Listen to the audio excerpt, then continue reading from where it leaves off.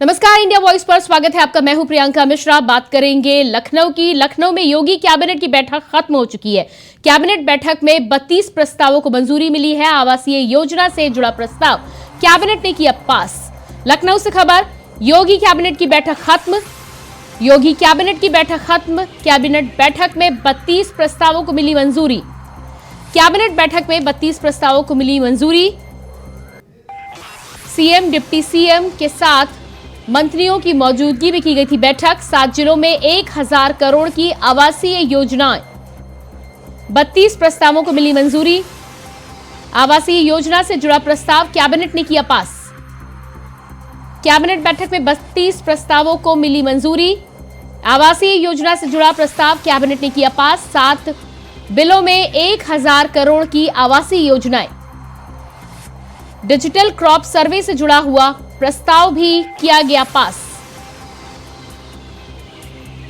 7 जिलों में 1000 करोड़ से अधिक का प्रस्ताव पास। योजनाएं होंगी लागू। डिजिटल क्रॉप सर्वे पर भी जुड़ा प्रस्ताव किया गया पास। केंद्र राज्य 60-40% व्यय करेगी। ऐतिहासिक इमारतों को लीज पर दिया जाएगा। ऐतिहासिक इमारतों को लीज पर दिया जाएगा। 90 सालों की लीज पर दिया जाएगा। 90 सालों की लीज पर ऐतिहासिक इमारतों को दिया जाएगा। इस प्रस्ताव को भी मंजूरी मिली है। अब किसी भी गाड़ी का अन्य जिलों में करा सकेंगे फिटनेस टेस्ट। उत्तर प्रदेश की किसी भी गाड़ी का अन्य जगहों पर भी कराया जा सकेगा टेस्ट। योगी कैबिनेट की बैठक खत्म हुई है। कैबिनेट बैठक में 32 प्रस्तावों को मंजूरी दी गई है। 1000 करोड़ की योजनाओं को मंजूरी मिली है। आवासीय योजना से जुड़ा प्रस्ताव कैबिनेट ने किया पास।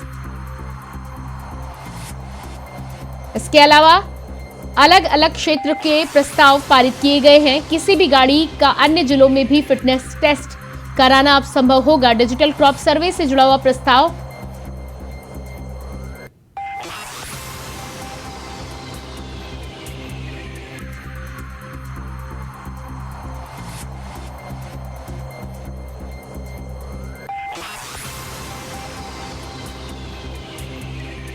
तो लगातार जिस तरह से कैबिनेट बैठक खत्म हुई है, 32 प्रस्तावों को मंजूरी मिली है। ऐसे में 1000 करोड़ से अधिक की परियोजनाओं का लाभ अब उत्तर प्रदेश में मिलेगा। इसी पर आपको दिखाते हैं खबर। प्रति एकड़ प्रतिवर्ष के सांकेतिक मूल्य पर तथा निजी निवेशकों को 15,000 रुपए प्रति एकड़ प्रतिवर्ष के लीज रेंट पर अधिकतम 30 वर्षों के लिए भूमि उपलब्ध कराई जाएगी। निवेशक के साथ यूपी नेडा और द्वारा लीज डीड हस्ताक्षरित की जाएगी। लीज डीड के निष्पादन के लिए देय स्टाम्प शुल्क या अन्य देयताओं का वहन लीज पर भूमि प्राप्त करने वाले निवेशक द्वारा किया जाएगा। लीज हस्तांतरण होगी और आगे किसी को ट्रांसफर या सबलेट नहीं की जाएगी। भूमि उपलब्ध कराए जाने के 2 माह के अंदर यदि निवेशक मौके पर कोई निर्माण या स्थापना कार्य नहीं करेगा तो उसे एक अवसर देकर उसको निरस्त भी की जा सकती है।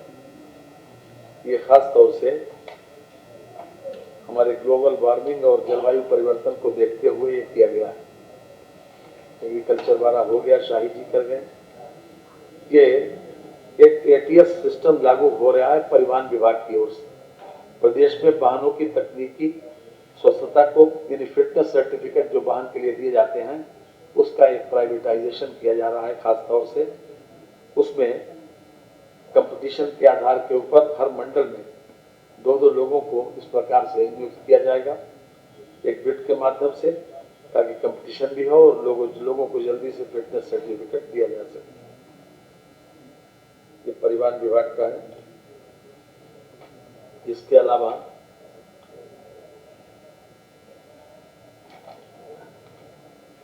सर्वोच्च न्यायालय और माननीय उच्च न्यायालय तथा लोक सेवा अधिकारियों में लंबित सेवा संबंधी ऐसे विवाद जिनमें सरकार पक्षकार है के त्वरित निस्तारण हेतु एक समाधान फोरम के स्थान पर एक विभागीय विवाद समाधान फोरम का गठन किया गया है, जिसकी आज मंत्रिपरिषद ने सहमति दे दी है।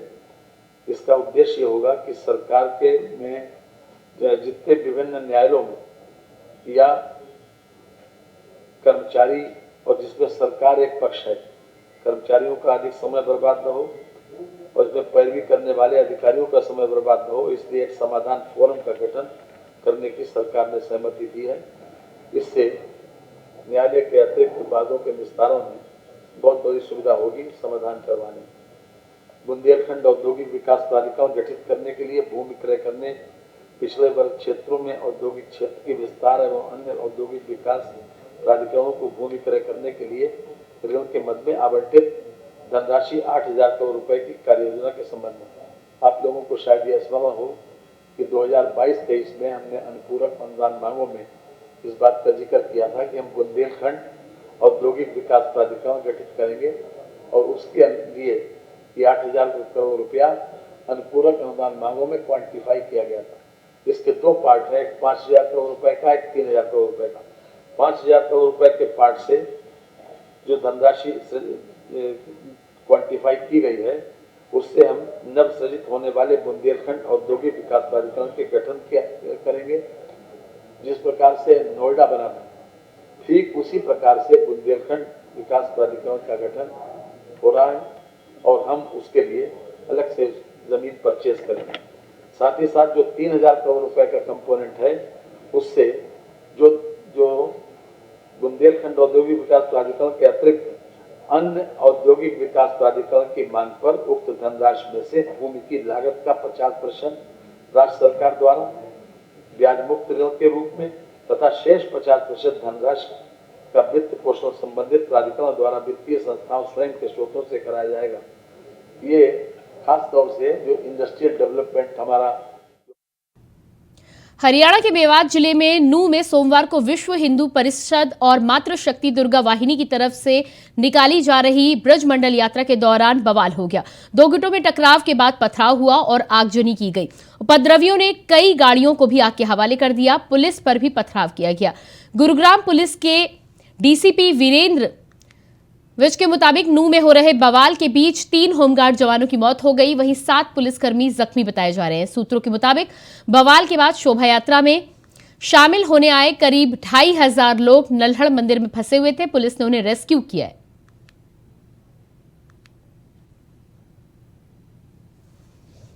तो दो गुटों में टक्कर के बाद स्थिति गंभीर बताई जा रही है। पुलिस ने यह भी बताया है कि मंदिर में लोगों के साथ कुछ मीडियाकर्मी भी फंसे हुए थे, उन्हें भी निकाल के बाहर लाया गया है। पुलिस के मुताबिक अब तक हिंसा में 20 से ज्यादा लोग घायल हुए हैं।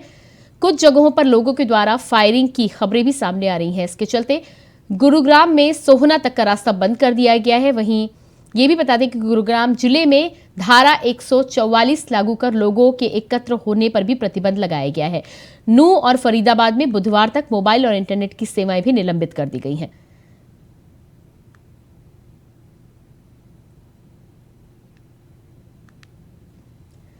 तो जिस तरह से आप तस्वीरें देख पा रहे हैं, पुलिस का कहना है कि भारी मात्रा में निजी वाहनों को जलाया गया है। साथ ही साथ बसें भी आप देख पा रहे हैं। भीड़ ने भारी मात्रा में गाड़ियों में आग लगाई है। 3 पुलिसकर्मियों की इस हादसे में मौत हो गई है।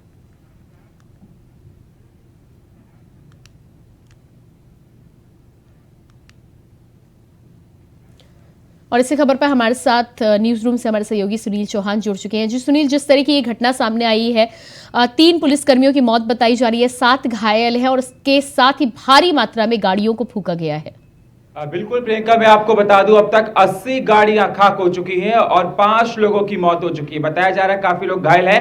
हिंसा आज नहीं हुई, बताया जा रहा है हिंसा जो कल हुई थी, लेकिन अभी देखा जा रहा है इलाके के हालात हैं बहुत ज्यादा खराब है। प्रशासन काफी अलर्ट मोड पर है और देखा जा रहा है कि हरियाणा के मुख्यमंत्री मनोहर लाल खट्टर ने 1 बजे मीटिंग की। गृह मंत्री अनिल विज ने सारे वहां के हालातों को देखा, जाना, अधिकारियों से बात की और सुरक्षा के कड़े इंतजाम किए गए हैं। साथ ही साथ बता दूं ये हिंसा फरीदाबाद, गुड़गांव, सेक्टर 57 तक फैलती जा रही, जिसको देखते हुए राजस्थान के भरतपुर में भी जो इंटरनेट सेवाएं हैं बंद कर दी गई है, जिससे हालातों को संभाला जा सके। लेकिन हालात अभी भी बेहद ज्यादा खराब हैं। पूरे क्षेत्र में धारा 144 लगा दी गई। आपको बता दूं नूह प्रियंका मुस्लिम बाहुल्य इलाका है और 2 पक्षों में ये देखा जा रहा था कि जिस प्रकार से वहां पर हिंसा हुई, अचानक से हिंसा हुई।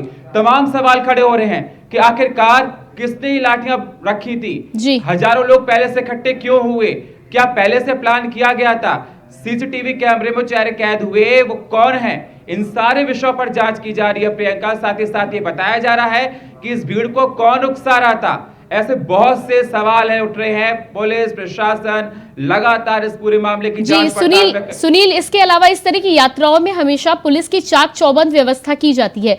क्या आपको लगता है कोई जानकारी मिली है? क्या इस पुलिस के इंतजामात में भी कुछ कमी रह गई थी जिसकी वजह से ये बवाल इतना बढ़ गया?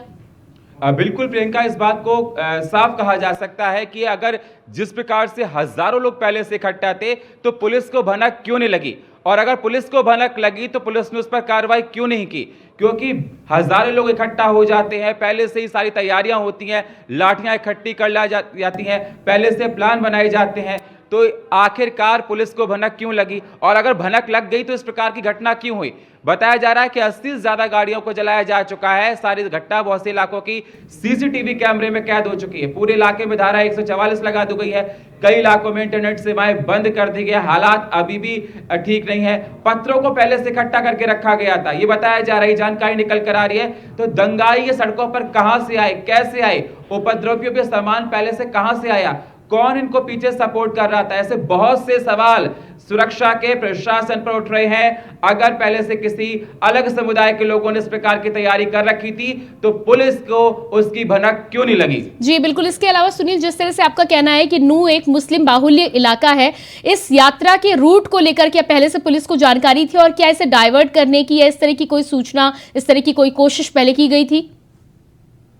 इनका ऐसा कुछ बता दूं कि ऐसी कोई जानकारी अभी नहीं आ रही है, लेकिन मैं आपको बता दूं, नूह ही नहीं, कई बार ये देखा जाता है कि जब दिल्ली में भी इस प्रकार घटनाएं बनती हैं तो पुलिस पहले से अलर्ट हो जाती है।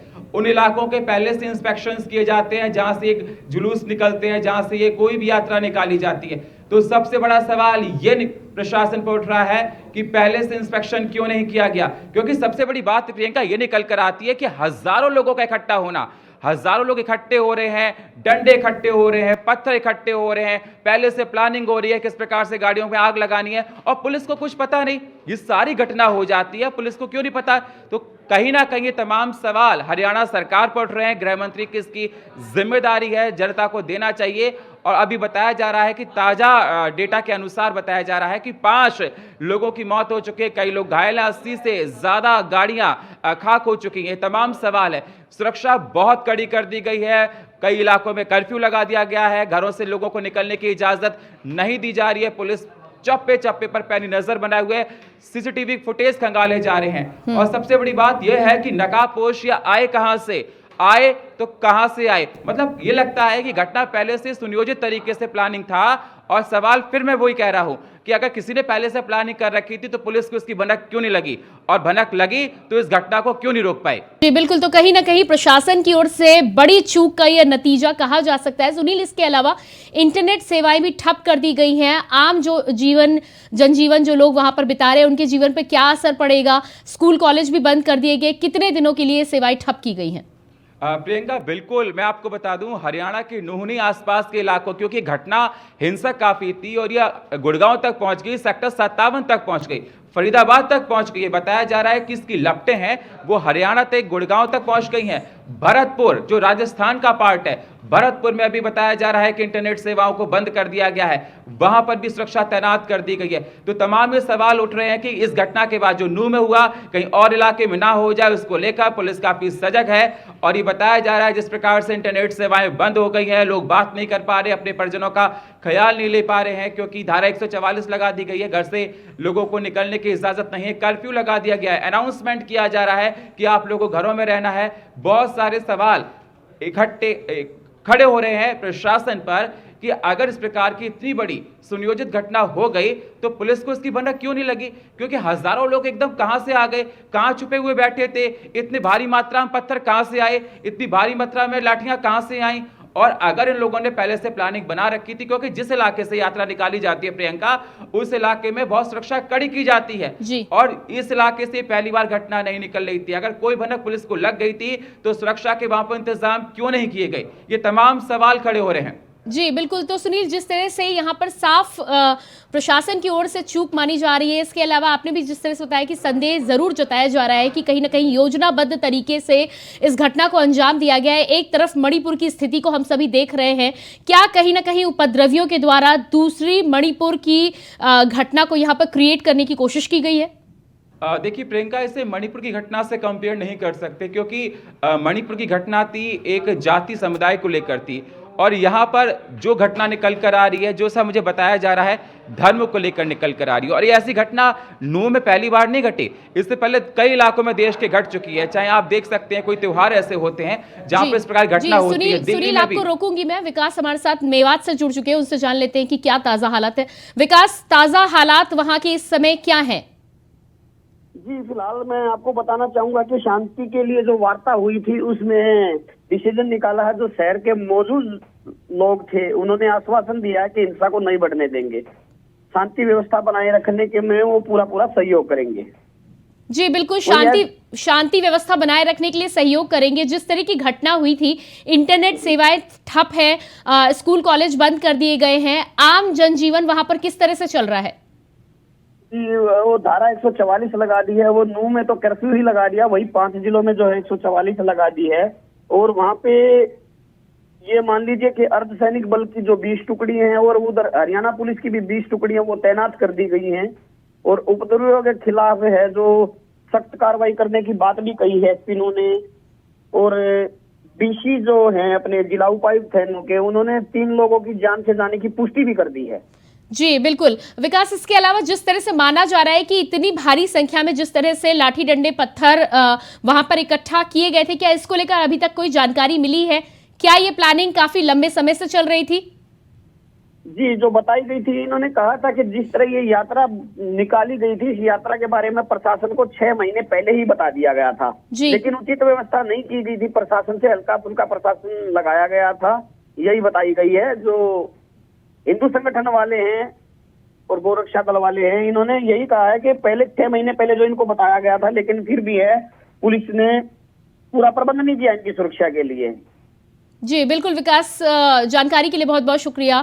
हमारे सहयोगी हमारे साथ सुनील न्यूज रूम से लगातार जुड़े हुए हैं। जी सुनील, जिस तरह से विकास भी यहाँ पर जानकारी दे रहे थे कि शांति को लेकर वार्ता की गई है और स्थिति को सामान्य करने की पूरी कोशिश की जा रही है, लेकिन जिसको लेकर आप और हम बात कर रहे थे कि लंबे समय से इस तरह की यात्राओं को लेकर प्लानिंग की जाती है, 6 महीने पहले से प्रशासन को इस बात की जानकारी थी कि यात्रा निकलेगी, उसके बाद भी इतनी बड़ी चूक हुई है और इस तरह की घटना हुई है। बिल्कुल प्रियंका, जब भी कोई इस प्रकार के प्रोग्राम होते हैं, कोई यात्रा निकाली जाती है, तो प्रशासन को एक पत्र लिखा जाता है। प्रशासन की पूरी जिम्मेदारी होती है कि जिस क्षेत्र से यात्रा निकलेगी, सुरक्षा का इंतजाम करना उनका होता है। मैंने आपसे पहले भी कहा कि हजारों की संख्या में लोग पहले से आके बैठे थे इस घटना को तैयार करने के लिए, और पहले से लाठी डंडे इकट्ठे कर रखे थे।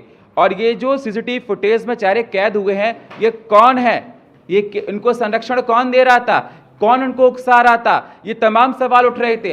अगर उनको इस प्रकार से उकसा रहा था, इस प्रकार से तैयारियां हो रही थी, तो प्रशासन पुलिस को भनक क्यों नहीं लगी, और अगर भनक लगी तो कोई कार्रवाई ठोस पहले से क्यों नहीं की। ये बहुत सारे सवाल हैं जो पुलिस पर प्रशासन पर उठ रहे हैं, और वो जवाबदेही है क्योंकि इसमें 5 लोगों की मौत हुई है, हिंसा बहुत ज्यादा बढ़ चुकी है, लोग डरे हैं, सहमे हैं, और ये जिम्मेदारी, नैतिक जिम्मेदारी पुलिस की बनती है, जवाब देना चाहिए। क्योंकि जिस प्रकार से बताया जा रहा है कि विश्व हिंदू परिषद की तरफ से 6 महीने पहले ही चिट्ठी दी गई थी प्रशासन को कि इस यात्रा को निकाला जाएगा, तो सुरक्षा के कड़े इंतजाम करने की जिम्मेदारी कहीं ना कहीं प्रशासन की थी, और प्रशासन इस पूरी जिम्मेदारी में फेल होता साबित नजर आ रहा है। प्रियंका जी बिल्कुल सुनील, तो प्रशासन पूरी तरह से फेल जरूर हुआ है। जिस तरह से विश्व हिंदू परिषद ने पहले से जानकारी दी थी, यहाँ पर एक बड़ी बात यह भी होती है कि अभी तक किसी भी गुट की को लेकर कोई जानकारी नहीं आई है कि क्या किसी विशेष गुट ने इस तरह की घटना को अंजाम दिया है। फिलहाल जानकारी यही है कि उपद्रवियों ने इस तरह का उपद्रव किया है। क्या युवक ही हो सकते हैं, छात्र हो सकते हैं, क्या आपका अंदेशा है? देखिए, जो उपद्रव होते हैं उनका कोई जाति समुदाय नहीं होता है। उपद्रव करता है, जो हिंसा पहुंचाता है, उनको किसी अलग नजरिए से नहीं देखा जा सकता। प्रियंका, सवाल मेरा निकल कर आ रहा है, चाहे उसमें कोई हो, चाहे बुजुर्ग हो, चाहे युवा हों, चाहे महिलाएं हों, चाहे बच्चे हों, जिन्होंने पत्थर फेंके, लाठियां भांजी, जो लोग इसमें हिंसा में घायल हुए, आग लगाई, उन सब की जिम्मेदारी है। पुलिस को सख्त कार्रवाई करनी चाहिए, क्योंकि बहुत से ऐसे चेहरे हैं जो सीसीटीवी कैमरे में कैद हो चुके हैं, पहचान हो चुकी है, उनकी जांच पड़ताल होनी चाहिए। जो नकाबपोश, जो पहले से ही चेहरे को छुपा कर थे, वो कौन थे? अगर पुलिस ने पकड़ लिया है तो उन पर सख्त कार्रवाई क्यों नहीं हो रही? और जो इतना नुकसान हुआ है उसकी भरपाई कौन करेगा? 80 गाड़ियों में आग लगाई गई है। इलाके में देखा जा रहा हालात अभी भी ठीक नहीं है, पूरे इलाके में कर्फ्यू लगा दिए गए हैं, लोग परेशान है, उसका खामियाजा कौन भुगतेगा? ऐसे बहुत सारे सवाल है प्रियंका, जो प्रशासन पर उठ रहे हैं कि कहीं ना कहीं अब मीटिंग करने से कोई फायदा नहीं, क्योंकि घटना घटित हो चुकी। हालांकि आज बताया जा रहा है कि कर्फ्यू इलाकों में लगाया गया है, आज कोई घटना नहीं हुई, हालात वहां पर सामान्य, लेकिन लोगों को घरों से निकलने की इजाजत नहीं है। जी सुनील, जानकारी के लिए आपका बहुत बहुत शुक्रिया। तो लगातार जिस तरह से ये घटना हुई है, लंबे समय से प्रशासन को इस बात की जानकारी थी, लेकिन उसके बाद भी कहीं ना कहीं से बड़ी चूक माना जा रहा है। बात करेंगे अगली खबर की। ज्ञानव्यापी को लेकर अब विवाद गहराता ही जा रहा है। एक के बाद एक राजनीतिक दल इस मामले में अपने बयान दे रहे हैं। सोमवार को सीएम योगी के दिए गए बयान के बाद यह मामला और भी तूल पकड़ता हुआ नजर आ रहा है। अब बीएसपी सुप्रीमो मायावती ने इस मामले में अपना पक्ष रखा है। मायावती ने ट्वीट करते हुए कहा है कि सपा के द्वारा बौद्ध मठ को तोड़कर बद्रीनाथ मंदिर बनाने संबंधी बयान के बाद अब भाजपा द्वारा कोर्ट में लंबित ज्ञानव्यापी प्रकरण को लेकर विवाद को बढ़ाने वाला बयान कहीं इन दोनों पार्टियों की सोची समझी राजनीतिक साजिश का परिणाम तो नहीं, ये गंभीर और अति चिंतनीय विषय है। मायावती ने ट्वीट करते हुए ये लिखा है, सपा के द्वारा बौद्ध मठ को तोड़कर बद्रीनाथ मंदिर बनाने संबंधी बयान के बाद अब भाजपा द्वारा कोर्ट में लंबित ज्ञानव्यापी प्रकरण को लेकर विवाद को बढ़ाने वाला बयान कहीं दोनों पार्टियों की मिलीजुली साजिश तो नहीं है। मायावती ने सवाल उठाया है, ये गंभीर व अति चिंतनीय है। तो बीएसपी सुप्रीमो मायावती का भी इसको लेकर ट्वीट सामने आया है। उनका कहना है कि जबकि ज्ञानव्यापी मामले में एएसआई सर्वे कराने के विवाद को लेकर अभी तक मामला कोर्ट में लंबित है।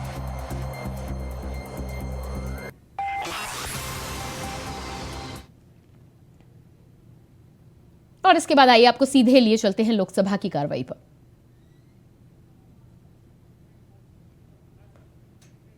Appears to undermine the constitutional principle of federalism. Number two, sir, just 4 quick points. संक्षिप्त में बोल रहा हूं। Number two, the bill infringes the principle of representative democracy, which is a basic feature of the Constitution. The legislators are accountable to their electorate. The electorate must have a say in who governs them. If the Delhi government is not able to control and hold to account the officers posted in its service, sir, the fact is that it's their responsibility. The legislature cannot be fulfilled. The principle of collective responsibility extends to the responsibility, sir, of the government for its own officers. Sir, you cannot give bureaucrats the authority that belongs to elect. I am before you, sir. I am before you. Sir, actually, the government is day by day going autocratic. That is what everybody feels here. Sir, ever since the first no confidence motion has brought in to this house in 1956, there is no such precedent to discuss any substantive motive before the discussion of. आप इस विषय bill से बोलिए। Before the discussion No. of no contest motion. Pinaki Mishra ji. Moreover, it is very much against the judiciary, which the Supreme Court has already pronounced. Honorable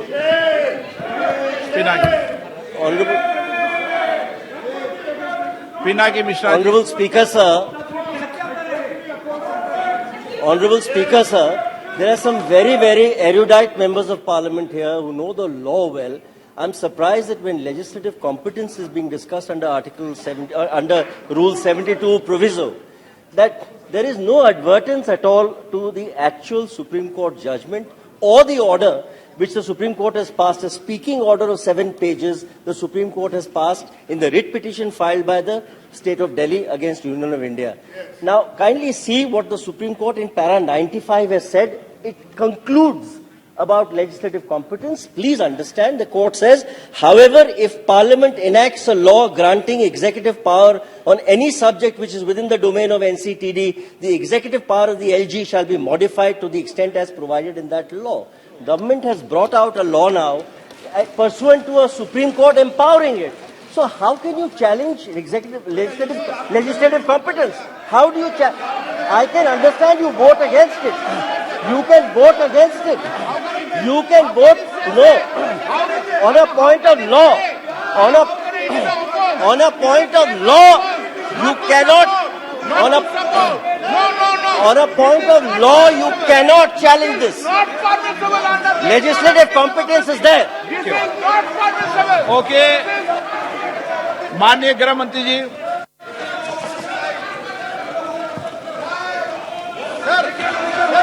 माननीय अध्यक्ष जी, विपक्ष के सदस्यों के द्वारा सर जो मुद्दे संसद के नियमों के अनुसार उठाए गए, मैं इसकी स्पष्टता इस महान सदन के सामने करना चाहता हूं। माननीय अध्यक्ष जी, 239 क और क के अंतर्गत इसमें स्पष्ट उल्लेख है संविधान में कि उपखंड क की किसी बात से संघ राज्य क्षेत्र या किसी भी भाग के लिए किसी भी विषय के संबंध में इस संविधान के अधीन विधि बनाने की संसद की शक्ति का अल्पीकरण नहीं हो सकता। इसका मतलब है हमारे संविधान ने इस सदन को संपूर्ण सत्ता दी है कि दिल्ली राज्य के लिए किसी भी कानून को लेकर आने की।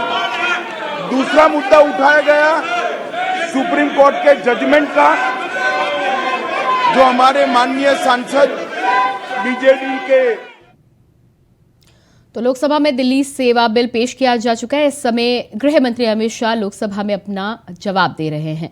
फिलहाल इस बुलेटिन में इतना ही। ताजा अपडेट के लिए लगातार बने रहिए इंडिया वॉइस के साथ। नमस्कार।